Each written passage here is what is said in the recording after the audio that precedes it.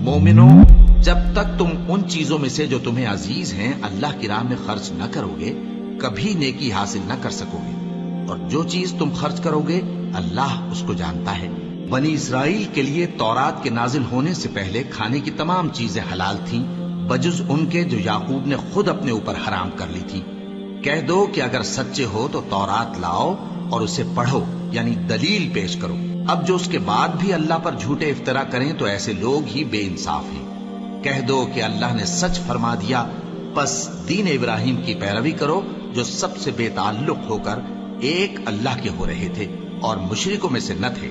سب سے پہلا گھر جو لوگوں کی عبادت کرنے کے لیے مقرر کیا گیا تھا وہی ہے جو مکے میں ہے، بابرکت اور جہان والوں کے لیے موجب ہدایت۔ اس میں کھلی ہوئی نشانیاں ہیں جن میں سے ایک ابراہیم کے کھڑے ہونے کی جگہ ہے۔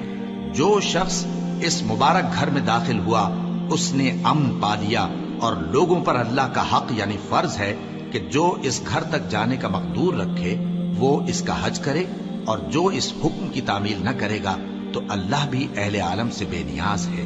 کہو کہ اے اہل کتاب، تم اللہ کی آیتوں سے کیوں کفر کرتے ہو جبکہ اللہ تمہارے سب اعمال سے باخبر ہے؟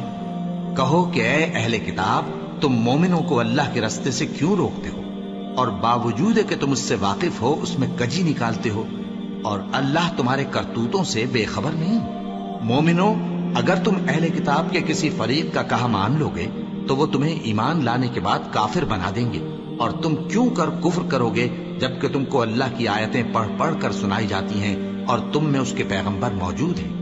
اور جس نے اللہ کی رسی کو مضبوط پکڑ لیا وہ سیدھے رستے لگ گیا۔ اللہ اکبر، اللہ